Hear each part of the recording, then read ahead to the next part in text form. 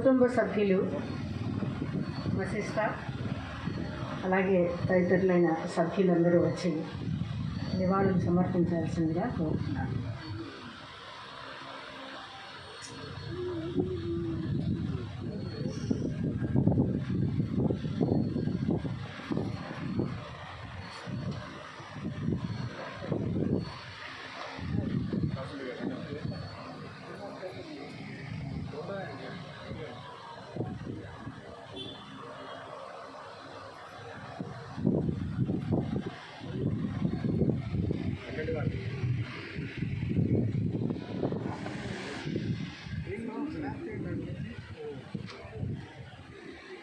సభాధ్యక్షులు రాజ్యలక్ష్మి గారు,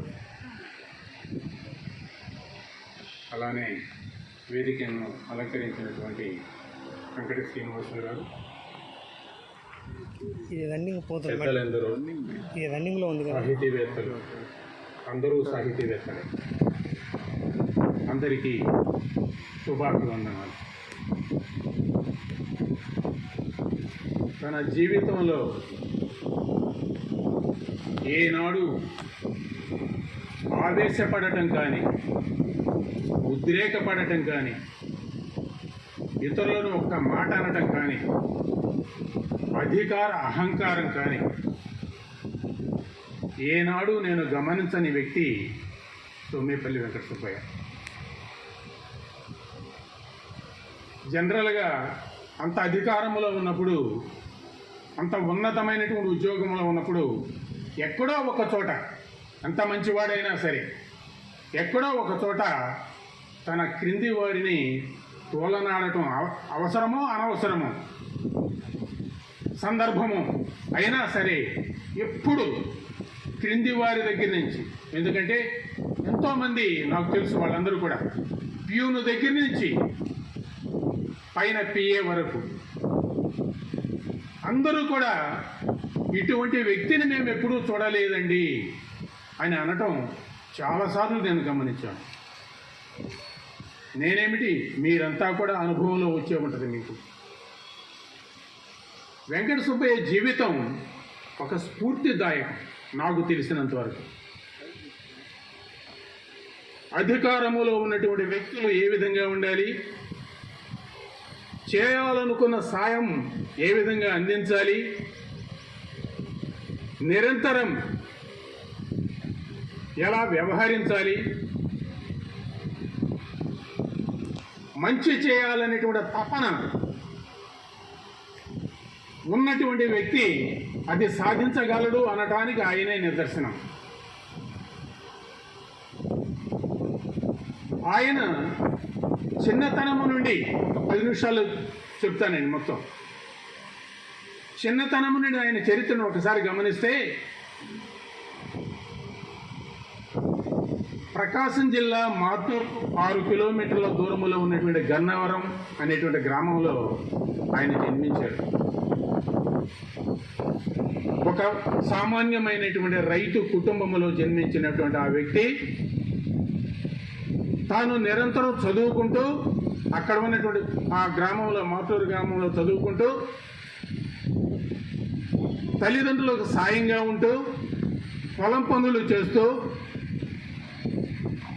బీకాం వరకు చిలకలూరుపేట చుండి రంగనాయకుల కళాశాలలో ఆయన బీకాం చేశారు. సుమారుగా 1980s ఆ ప్రాంతంలో. అప్పుడు నేను ఆ కళాశాలలో అధ్యాపకుడిని. అయితే అప్పట్లో వెంకట సుబ్బయ్య నాకు తెలియదు. మా మేనగోడలకి ఆయన సంబంధం కుదుర్చుకున్న తర్వాత ఆయన కలిసినప్పుడు నేను మీ కాలేజ్ స్టూడెంట్ నండి అన్నాడు. అంటేను నేను గమనించలేదు వెంకట సుబ్బయ్య, నేను ఎప్పుడు గుర్తుంచుకోలేదు నిన్ను అన్నాడు. అంటేను మీరు హిస్టరీ అండి, నేను బీకాము, మీకు తెలియకపోవడం కాదు, మా బీకాం మాస్టర్లకే నేను తెలియదండి అన్నాడు. బీకాం బోధించేటువంటి మాస్టర్లకే నేను సరిగా తెలియదండి, వెనక బెంచీలో కూర్చుంటాను, ఒక సామాన్యమైనటువంటి విద్యార్థిని నేను. బాగా మా మాస్టర్లకి ఏంటంటే బాగా గోల చేసేటువంటి విద్యార్థి, బాగా చదివే విద్యార్థి ఇద్దరు గుర్తుంటారు, మిగిలిన వాళ్ళు ఎవరు గుర్తుంటారు పెద్దగా. ఈయన రెంటికి సంబంధించిన వాడు కాదు, వెనక బెంచీలో కూర్చొని మామూలుగా చదువుకునేటువంటి మామూలు చదువే. నేను చాలా ఆర్డినరీ స్టూడెంట్ అండి, అందుచేత నన్ను మీరు గుర్తు పెట్టుకోకపోవడం పెద్ద ఆశ్చర్యమేమీ లేదు అన్నాడు. ఆయన సంబంధం చూసిన కొత్తల్లో ఊరికే ఆయన గురించి 1-2 విషయాలు మీకు చెప్పాలనేటువంటి ఉద్దేశంతో చెప్తున్నా. పిల్లనిచ్చేటప్పుడు మా మేనకోడలు అంటే మా ఇంట్లోనే పెరిగింది. అందుచేత నేను ఈ సంబంధం ఎటువంటిది అని ఆలోచించడానికి ఆయనకి ఆయన గ్రూప్ సర్వీసెస్ రాయడానికి వెళ్ళినప్పుడు ఆయన రూమ్లో నా స్టూడెంట్స్ ఇంకా 2-3 ఉన్నారు, డైరెక్ట్ స్టూడెంట్స్. వాళ్ళని ఎంక్వైరీ చేశాను, ప్రసాద్ ఇట్లా వెంకట సుబ్బయ్య అన్నాడు, ఎట్లా ఉంటాడు మనిషి, పిల్లని వచ్చా అని అడిగాను. అంటేను ఆ ప్రసాద్ అన్నాడు, ఏమండి వెంకట సుబ్బయ్య బంగారం అండి అన్నాడు, చాలా మంచివాడండి, కళ్ళు మూసుకొని ఇవ్వచ్చండి అని అన్నాడు. ఇక నేను ఎవరిని ఎంక్వైరీ చేయాలి, ఎందుకంటే మనం వేసిన ప్రశ్నకి అవతలి వారి నుండి వచ్చినటువంటి సమాధానం మనలో ఒక కాన్ఫిడెన్స్ని పెంచుతుంది. ఆ కాన్ఫిడెన్స్తోనే ఆ తర్వాత సంబంధం కుదుర్చుకోవడం, తర్వాత కార్యక్రమాలు మరి మనందరికీ తెలిసిందే. ఈయన గన్నవరం నుండి చుండి రంగనాయకుల కళాశాలకి బీకాం చదివి 3 సంవత్సరముల పాటు నిరంతరం గన్నవరం నుంచి సైకిల్ వేసుకొని చుండి రంగనాయకుల కళాశాలకు వచ్చాడు. 8 కిలోమీటర్లు, సుమారు 10 కిలోమీటర్లు. ఈ 10 కిలోమీటర్లకి పెంచి ఉంటుంది ఈ అడ్డ రోడ్లు వచ్చినా కూడా. రోజు వచ్చి వెళ్తూ ఉండేవాడు. సరే అట్లానో బీకాం గట్టెక్కించాడు. గట్టెక్కించిన తర్వాత ఏం చేయాలి, ఏదైనా ఉద్యోగం, ఏదైనా కంపెనీల్లో ఉద్యోగం వస్తుందా, మాకు అక్కడ కంపెనీలు బాగా ఎక్కువ సార్కి తెలుసు. అందుకని ఆయన ట్రై చేశాడు. ఆయన అదృష్టవశాత్తు ఆయనకే ఉద్యోగం రాలా. ఆయన అదృష్టవశాత్తు ఆయన దురదృష్టం కొద్దీ ఆయనకి ఏదైనా ఉద్యోగం వచ్చి ఉంటే అక్కడ సెటిల్ అయిపోయాడు, మనకి తెలిసేవాడు కాదు. సాహిత్యం అసలు వందబట్టేది కాదు. ఆయనకి ఉద్యోగం రాకపోవడంతో ఆయన పొలం పని చేశాడంటే 2 సంవత్సరాలు 3 సంవత్సరాలు. ఆయన మాటల్లో నాకు చెప్పినటువంటి మాటలను బట్టి తర్వాత వివాహం అయిన తర్వాత సోమేపల్లి వెంకట సుబ్బయ్య గారు మరణించిన తర్వాత మొట్టమొదటి పుట్టినరోజు, మళ్ళీ ఆయన జన్మించినటువంటి రోజు ఇది. అటువంటి సందర్భంలో మనందరం సమావేశమయ్యాం. వేదిక కింద ఉన్నటువంటి పెద్దలు కూడా అందరికీ ఆయన గురించి, ఆయన సాహిత్యాన్ని గురించి ఆమూలాగ్రం తెలిసినటువంటి వ్యక్తులే. అయినా కానీ వారి గురించి మాట్లాడే అవకాశం నాలాంటి చిన్నవాడికి లభించడం అదృష్టంగానే భావిస్తూ, ఇందాక తోటకూరు నారాయణరావు గారు చెప్పినట్లు ఇది జగన్మోహన్ రెడ్డి సభ, చంద్రబాబు సభ అయితే వేలాది మంది వచ్చేవాళ్ళు అన్నారు. వాళ్ళందరికీ 500 రూపాయలు మందు బాటిల్ ఇస్తేనే వచ్చేవాళ్ళు. వీళ్ళంతా ఆత్మీయంగా వచ్చినటువంటి వాళ్ళు. ఇక్కడికి వచ్చినటువంటి వాళ్ళంతా కవితా సూర్యుళ్ళు పెట్టు, ఒక్కొక్కడు 1000 మంది పెట్టు, 40 మంది ఉన్నారంటే 40,000 మంది తోటి జరుగుతున్నటువంటి సభ సోమేపల్లి వెంకట సుబ్బయ్య గారి యొక్క జయంతి సభ. అటువంటి అద్భుతమైనటువంటి సభలో అందరం కూడా ఆత్మీయంగా సోమేపల్లి వెంకట సుబ్బయ్య గారి మీద ఉన్నటువంటి ప్రేమతోటి, అభిమానంతో సోమేపల్లి వెంకట సుబ్బయ్య గారి జయంతి సభ ఎట్లా జరిగింది అంటే, శ్రీరామనవమికి స్వామివారికి ఎలా అయితే పందిళ్ళు వేసి జరిపారో అలా సోమేపల్లి వెంకట సుబ్బయ్య గారి యొక్క జయంతి సభ పందిళ్ళ కింద జరుగుతుంది. అది సోమేపల్లి వెంకట సుబ్బయ్య గారికి దక్కినటువంటి గౌరవం. ఇది కాకతీయంగా అయినా జరగవచ్చు, కానీ ఒక మనిషికి ఏది ఎలా గౌరవం దక్కాలనేది అదే విధంగా గౌరవం దక్కించుకున్నటువంటి వ్యక్తి సోమేపల్లి వెంకట సుబ్బయ్య గారు. మరి ఆయన కాకతాళీయంగానే మేడే నాడు జన్మించాడేమో. ఆ మేడే నాడు జన్మించాడు కాబట్టి ఆయనలో కూడా కవితావేశం వచ్చినట్లుగా మనకు అర్థమవుతుంది. ఇక మేడే అంటేనే పిడికిలి బిగించడం. అందుకే ఒక కవి అవుతాడు, పిడికిలి బిగిస్తే నిజం గెలుస్తుంది, పిడికిలి తెరిస్తే నిజం తెలుస్తుంది అన్నాడు. అది ఈరోజు సోమేపల్లి వెంకట సుబ్బయ్య గారి యొక్క పిడికిల్ని తెరిచి ఆయన యొక్క సాహిత్యం ఏముందో తెలుసుకోవచ్చు.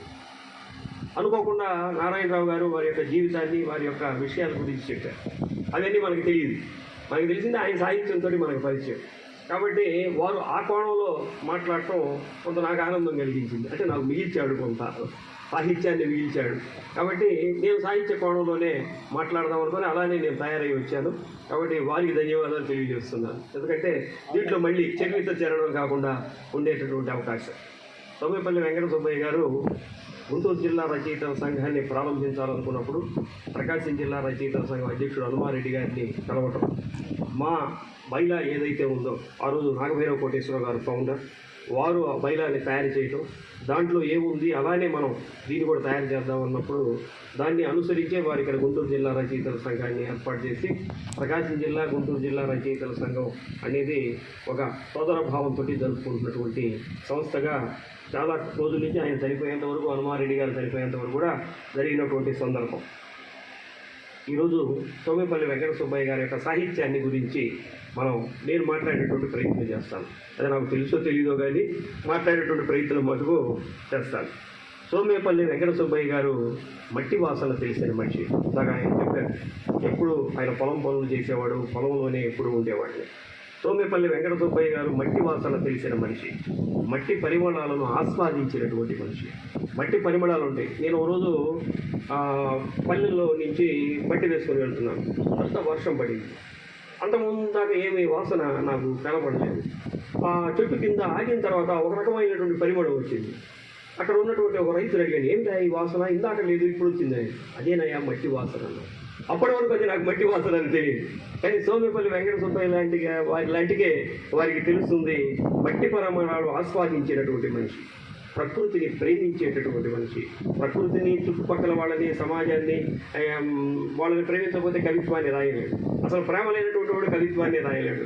సమాజాన్ని ప్రేమించేవాడు, చుట్టుపక్కల మనుషుల్ని ప్రేమించేవాడే కవిత్వాన్ని రాయగలిగేవాడు.